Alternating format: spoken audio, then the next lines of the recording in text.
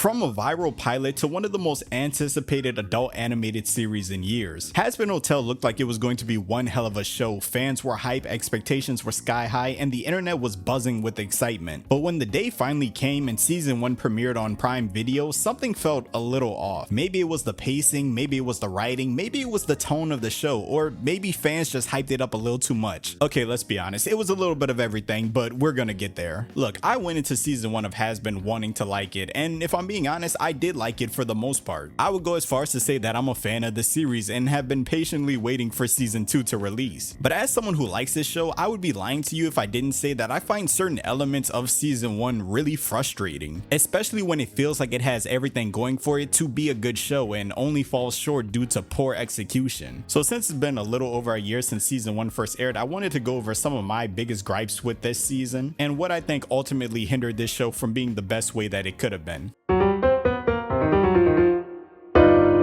Now, if you made it this far in the video, I'm pretty sure you already know what Hazbin Hotel is, but just in case you don't, here's a quick rundown. Hazbin Hotel is an adult animated series created by Vivian Medrano, or as the internet knows her best as VivziePop. She's also the creator of the internet web series Hell of a Boss, which is another show that I have a very love-hate relationship with. Now, Hazbin Hotel is such an interesting series because it didn't get the typical start like most shows you can think of. Before the Amazon Prime series even came out, it already had a massive fan base and a ton of anticipation. And that's because the concept of the show rose to popularity way back in 2019 when a 30-minute pilot was dropped to YouTube. And to say this pilot had a massive impact was an understatement, because not only did it put Hazbin Hotel and VivziePop on the map, but this pilot kinda sparked the wave of indie animation that we see today. So many artists and animators have came out over the years saying that the success of this one pilot showed them that there are other routes to pitch shows other than stepping into a corporate boardroom and trying to pitch a show that way. You started to see more and more indie animated pilots dropping month after month, and the demand for indie animation grew more and more. So, you know, even though the internet tends to hate on VivziePop for numerous of reasons, I feel like in this one sense, you have to give her credit. Now, I bring up the pilot to give you an idea of not only how Hazbin Hotel got here,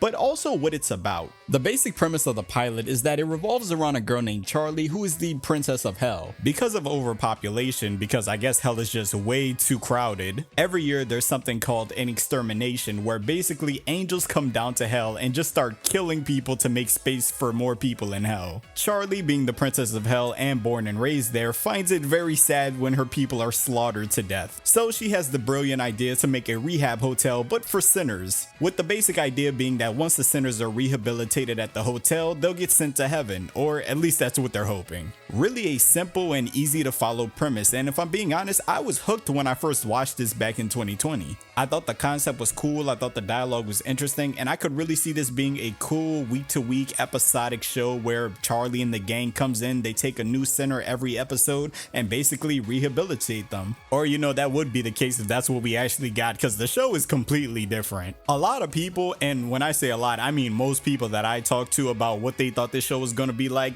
they describe it the exact same way I just described it to you. But when the show finally came out, what we actually got was a serialized story about an interdimensional war between heaven and hell. In episode 1 of Hazbin, they keep the same concept of the exterminations and overpopulation in hell, but now the reasons for the exterminations are a little different. See, the way it was explained at first, it made it seem like hell was just way too crowded to have all these people in there, so they needed to make space for more sinners. But the way it's explained in the show, hell is still overpopulated, but overpopulated in the sense that if there's so many people in hell, they might end up getting more power than the people in heaven, and if they have more power than the people in heaven, they can rebel against heaven, and heaven doesn't like that. So to fix this issue, they do the exterminations once a year. So they basically set up the idea that heaven is oppressing the people in hell because they want to stay in power. Which I wouldn't have a problem with this change if it didn't make things later on in the show make absolutely no sense. With the biggest one being, if this is the reason why they started the exterminations, like this is the whole reason for it, why in the world would they be against Charlie's rehabilitation hotel? Because in theory, heaven would benefit the most from it. If your concern was hell is becoming overpopulated and because of that overpopulation they could grow in power and rise up against heaven, well, they're literally trying to get people out of hell and send them to heaven. She's literally trying to give you more power. But even that idea doesn't make sense because we're then told in that very same episode that the reason Adam is doing it is for fun. There's the question of fun, and for those of us with divine ordainment, extermination is entertainment. So we don't even know for sure if that is the reason why the exterminations exist. Not to mention later in the season, Sarah, the angel we saw in episode 1, makes it seem like there's another reason why the exterminations are happening. But of course, we aren't actually told what that reason is. We're just told, I'm sure you wish it could be so, but there's a lot that you don't know. and look, I'm sure there's gonna be some big reveal when season 2 comes around, but I just feel like this isn't the best way to set up the premise for the exterminations. Because ultimately, if they do end up giving the exact reason why the exterminations happened, why Sarah approved it, and why all this started, I feel like it cheapens the reason and the audience's interest when you keep giving a new reason as to why it's happening. You go from what Charlie says in the backstory to Adam saying that it's all just for entertainment to Sarah saying, well, there's a reason, but you know, I can't tell you the reason. And it just kind of cheapens the audience's interest in wanting to know why the exterminations are happening. And like I said, I had no problem with them expanding upon the concept of the exterminations, but I feel like there wasn't all this conflict in the narrative when the simple premise was overpopulation in hell, angels coming down to kill to make space. And I just feel like the pilot set up the premise way better than the actual show. And while I'm still talking about the pilot, another gripe I had with the actual series is that episode 1 does not feel like episode 1. Now, I have seen a lot of people debate on if the pilot for Hazbin Hotel is even still canon. Some people say it is, some people say it's not. Well, I'm here to tell you as someone who just flat out doesn't know, it feels like it should be. One thing I can say the pilot for Hazbin Hotel did well is setting up the who and why. It informed us who all the characters were, at least in the main cast, why they're here, and what their purpose is. But episode 1 of the show doesn't really do that. I've heard so many people have this take and I completely agree with it. It genuinely feels like in episode 1, unless you watched the pilot, you went into the show with previous information, or you just were told by a friend what was going on and who everybody was, the show feels like you're expected to know this stuff before you even watch it. The pilot shows the formation of everything, how Angel became the first one at the hotel, how Charlie started working with Alistister, why Nifty and Husk are even there. Like, these are all important dynamics that should be explained in episode 1, but they aren't. And because they aren't, I can see audience members being confused about certain character dynamics. For example, it's very clear in the show that Alistister does not believe in Charlie, at least in the sense of he thinks the whole idea of redemption is stupid. And I've had friends ask me and say, well, why is he even at the hotel if he thinks the whole thing is stupid? And then I have to say, oh, well, if you watch the pilot, in the pilot he says that he thinks it's funny to watch people fail. Or another example, I've seen people who've only watched the show say that they didn't know that Husk was under contract with Alistister until Loser Baby. But if you watched the pilot, you knew that that was the whole reason he was even at the hotel. And it literally explains why he's always grumpy and doesn't want to be there. It's because he's being forced. And look, I get that they were crunched for time and didn't know if they were going to get another season, so they put in the show everything that they thought they needed, but it's just kind of weird that you have to rely on an outside property because it does not show up on Amazon Prime. The pilot is not a part of Amazon Prime, so it's just weird that you have to rely on an outside property in order to get context for episode 1 of a show. So if you haven't figured it out yet, Hazbin Hotel is in fact a musical. There's about 2 songs in every episode of season 1 and it's actually pretty good. Despite what people on the internet will tell you now, when this show was airing on a week-to-week basis, every single week a new song was trending on the internet. And even with the thousands of hate videos online, most people critiquing the show will go on to say that Hazbin Hotel's music is actually pretty good and that it's a good musical. Now look, I mean this in the most respectful way possible when I say this. Hazbin Hotel is not a good musical. Hold on, before you click off, let me explain. You see, I wouldn't go as far as to say I've earned the title of theater kid, even though I was in my middle school's production of The Wiz that one time. I was tree number 3, but I was introduced to the world of musicals at a young age. And funny enough, it was with Hamilton through history class. No, not that Hamilton, this Hamilton. Yeah, back when Hamilton was just a concept and Lynn didn't have that Disney bag. And let's just say since then, I've listened to my fair share of musical soundtracks. Of Of course there's Hamilton, but also In the Heights, Be More Chill, Beetlejuice, Dear Evan Hansen, Fun Home, School of Rock, Waitress, Newsies, The Book of Mormon, Wicked, Rent, Heathers, and more recently Epic the Musical, which I may be making a video on very soon. I say all that to say I'm not an expert by any means, but I think I've listened to and watched enough musicals to know what makes a good one and what makes a bad one. And something that I've noticed about a lot of people who just really aren't into musicals is that they think a good musical is just one with good songs.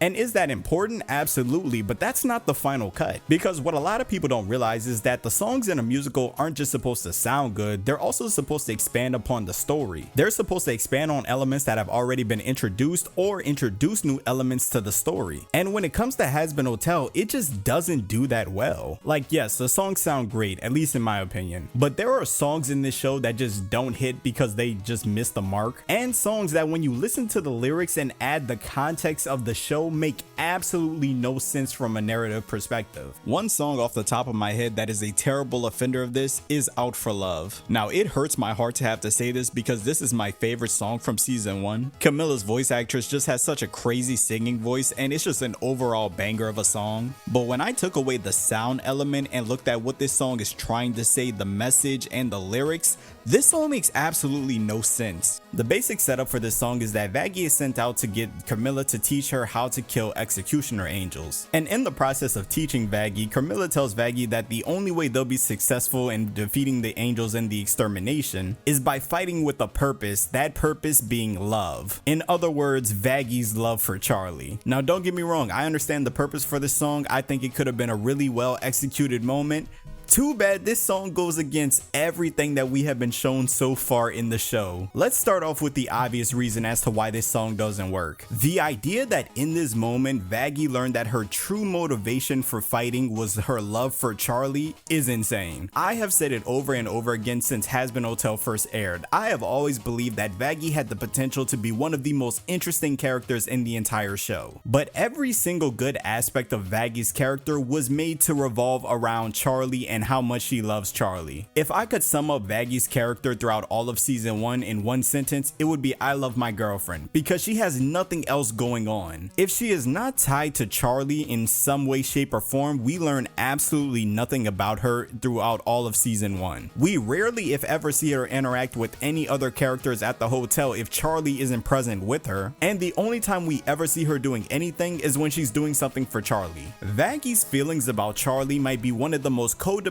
relationships I have ever seen in my entire life. Like, we literally get lines like this in the show. Vaggie, you're not.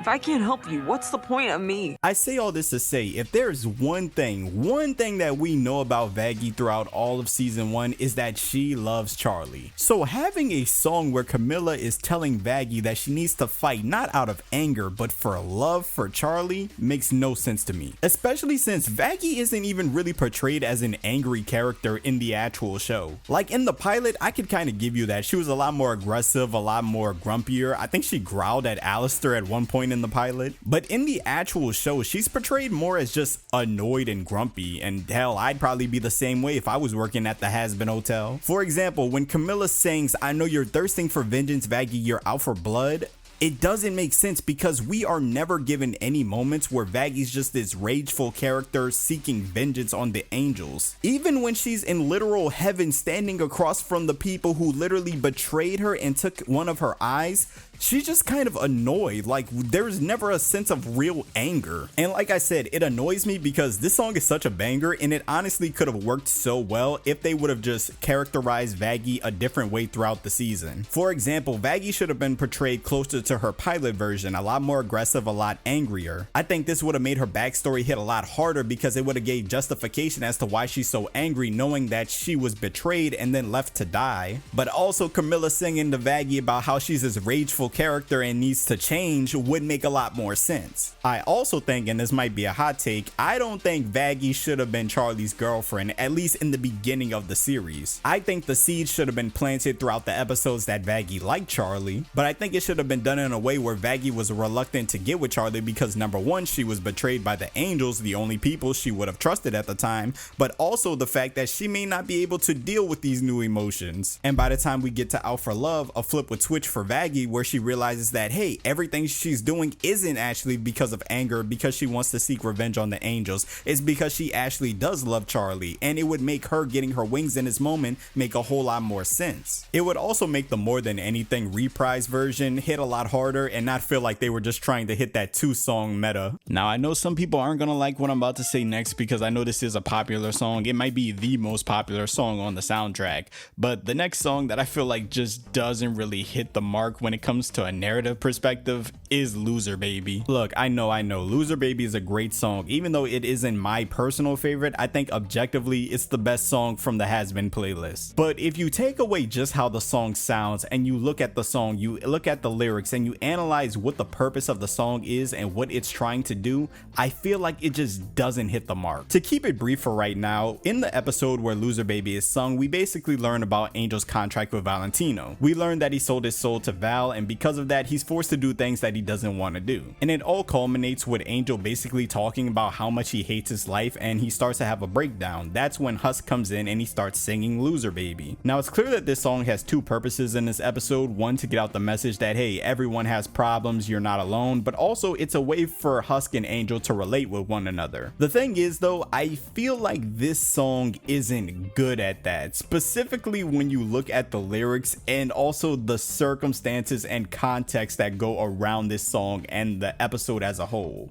Now I want you to close your eyes and brace yourself for what I'm about to say next, because I might get a little bit of hate for this, but I don't think Loser Baby's a good song. Like, the song starts off with Husk going, so things look bad and your back's against the wall, your whole existence seems fucking hopeless, you're feeling filthy as a dive bar bathroom stall, can't face the world sober and dopeless, you've lost your way, you think your life is wrecked, well let me just say you're correct. Which is such a wild thing to say when you know the context behind this song, but then Husk goes and sings the chorus, to which the chorus goes, you're a loser baby, a loser goddamn baby, you're a little whiny, you're a loser just like me. Now if you've never watched the show, you didn't know any context to this song, and you just went off these lyrics, you might think, what is Angel going through? Okay, maybe he's getting bullied, maybe people don't like him that much, you know, maybe he even has like some mental health issues, like something like that, right? Well, what is he actually going through that Husk is calling him a whiny little spider boy? Well, like I said earlier, in the same episode we learned that Angel sold his soul to Valentino. And from what the series shows us, Angel has one specific job to do for Valentino, and that's to be an adult entertainment star, which is already insane, but then you throw in the element that Angel sold his soul to Valentino, so that means essentially Valentino owns Angel, which sets up the dynamic that Angel has to perform as an adult entertainer whether he likes it or not, and as we see in the Poison music video, often leads to it being forced on Angel multiple times in a day. And this is essentially his day job, like this is his 9 to 5 that he has to clock into every day unless he's hiding out at the Hazbin Hotel. And we see in the same episode that his mental is so bad that he self-medicates in order to try to ruin himself to get him out of this situation. So, you know, maybe it's just me, but I feel like if you ever came across someone in real life who went through a fraction of this situation,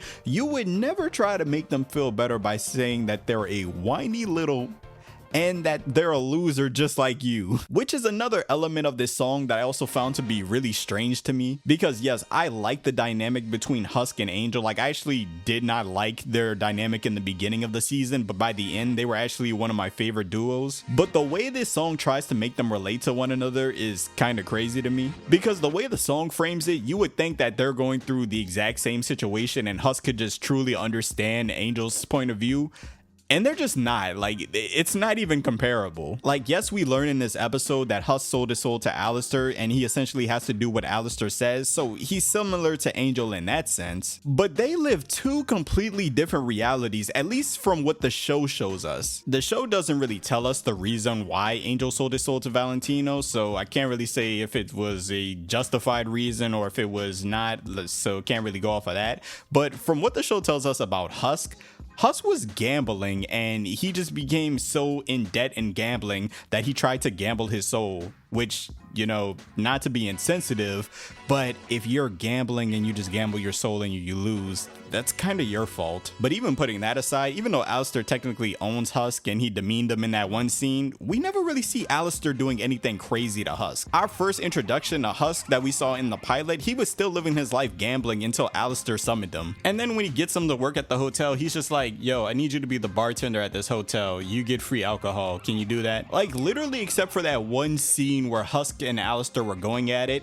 we've never seen Alistair do anything crazy to Husk. But when you compare that to Angel's situation, that is not the case. This man is getting SA'd on a daily basis. And when we see him not even turn Valentino down himself, but Valentino just think that Angel's turning him down because Charlie shows up, he gets beat. So we can imagine that this is a very common thing that happens between Angel and Valentino. So when Husk sings and he says, there was a time I thought no one could relate to the gruesome ways in which I'm damaged, but letting walls down can sometimes set you straight. We're all living in the same shit sandwich. It's like, no, you're not. You're not all living in the same sandwich. Like, if we're just being objective based off what the show shows us in season 1, Angel has the worst life out of every member of the Hazbin Hotel crew. And like I said, I get that the song is trying to build a bridge between these two and at the same time comfort Angel and show him that he's not alone.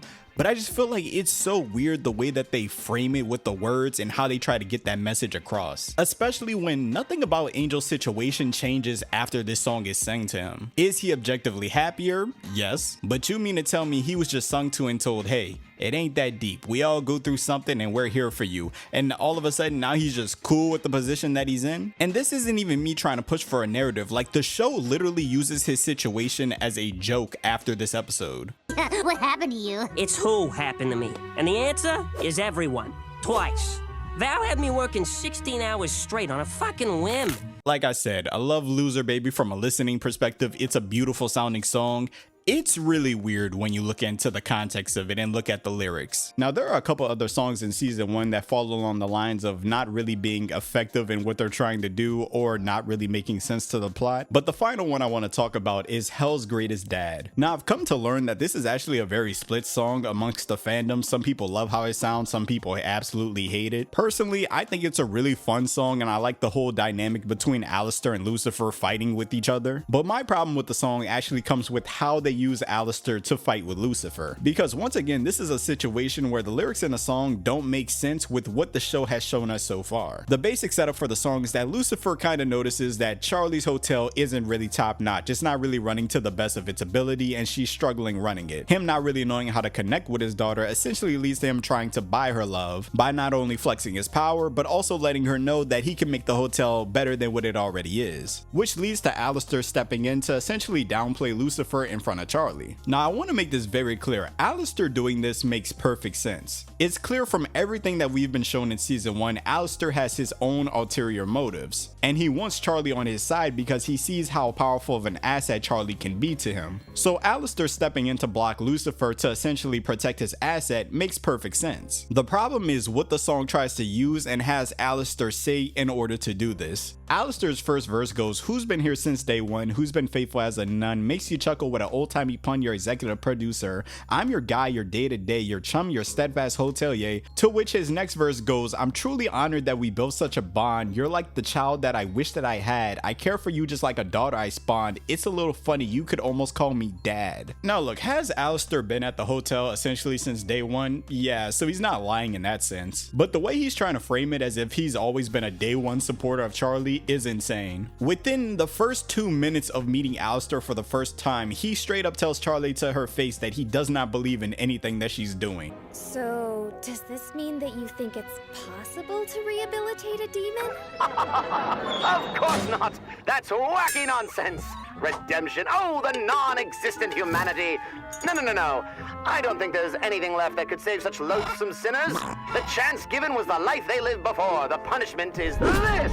There is no undoing what is done. So then, why do you want to help me if you don't believe in my cause?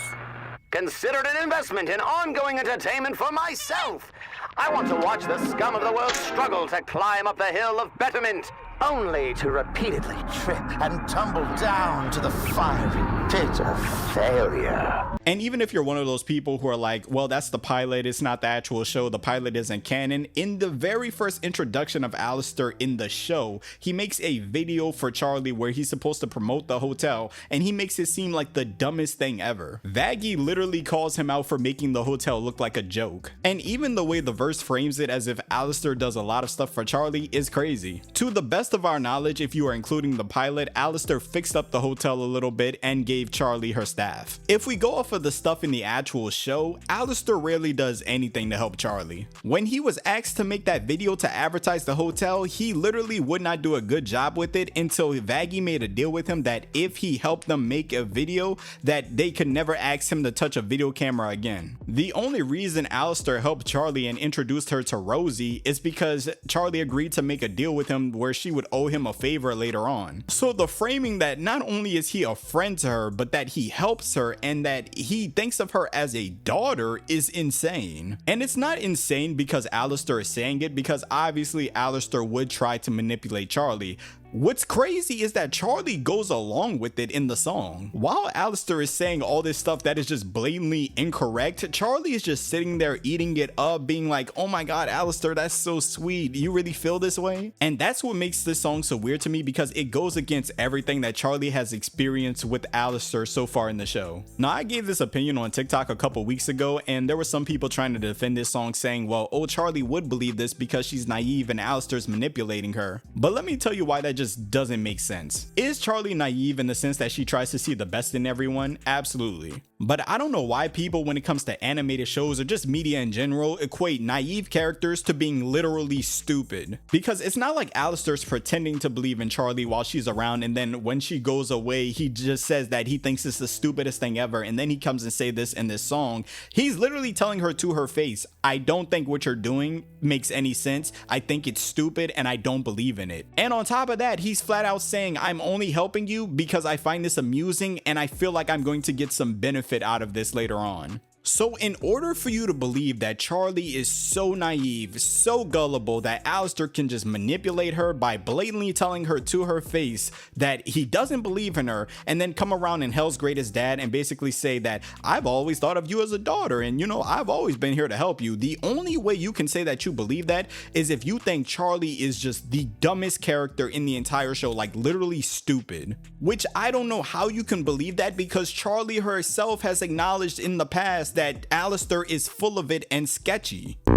Okay, so Al, you're sketchy as fuck and you clearly see what I'm trying to do here as a joke.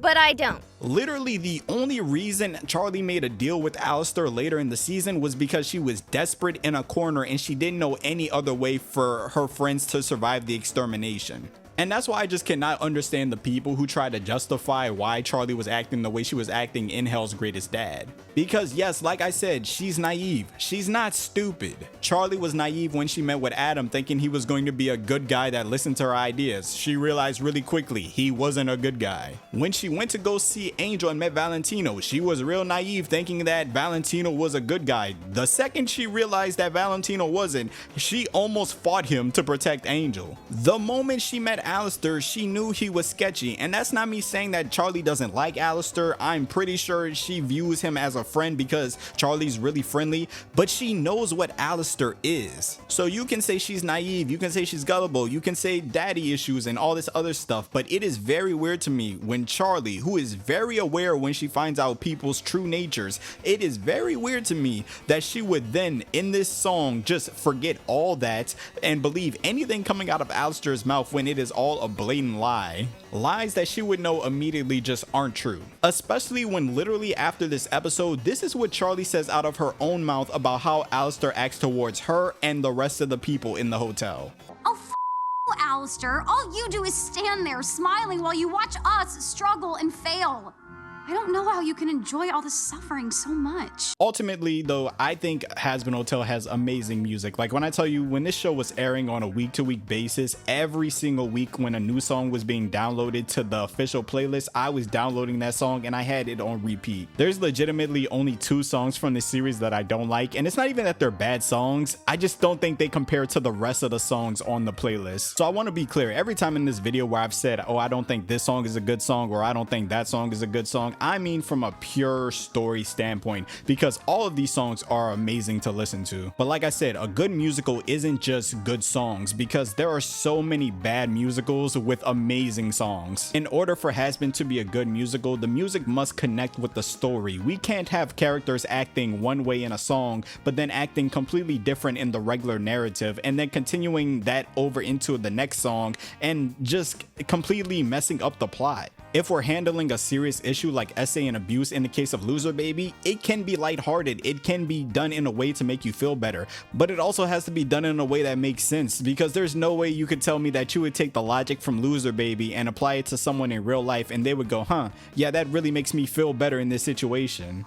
And I hope this is something that can be fixed by next season, because like I said, the music in Hazbin Hotel is legitimately incredible. Like, as someone who loves Broadway musicals, I love the soundtrack and I think it's amazing. I think everyone should listen to it.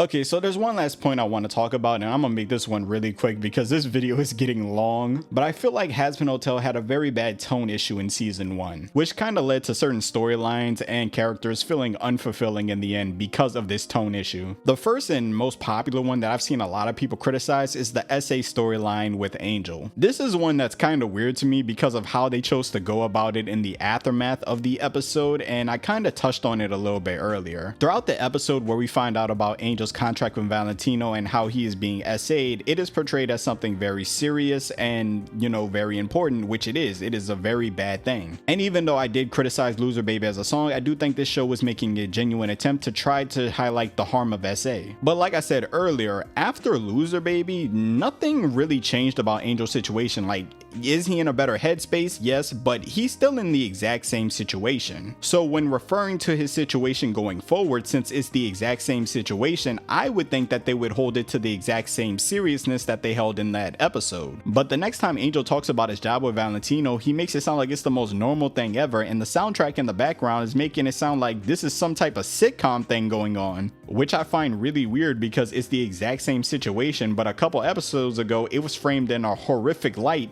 but now it's being played like it's just a normal everyday thing. And continuing the weird tone of SA in this show, the Sir Pinch's club scene is also a very odd one to me, because in this scene Sir Pinch's is trying to hit on Cherry Bomb and he essentially asks her to have relations with him, and when she asks why would she do that, he says because he's gonna have relations with everyone in the club, to which he is then dragged into a closet against his will by a ton of people, with the implication being that they're all going to do it with him. Now I've seen certain people online say, well, the club is called Consent, and he was later seen a couple minutes ago alluding to the fact that the people realized that he wasn't consenting to it and they let him go. And that very well may be true. The thing about it though is you're still using SA as a joke. The punchline of the joke is that he does not want to sleep with these people and they are dragging him in against his will. That is the definition of SA. So it's weird to me that in one episode the tone towards SA is that it's a dark and problematic thing, which it is, and then in another episode it's being used as a joke. And it's things like this in the show that makes me wonder, does this show actually take itself serious? Because it's clear that it wants to cover important topics, but it also feels like it wants every episode to stand alone and not keep those same tones towards those topics consistently throughout the series, which is something I feel definitely needs to change, especially if they're going to cover more stuff like this in season 2.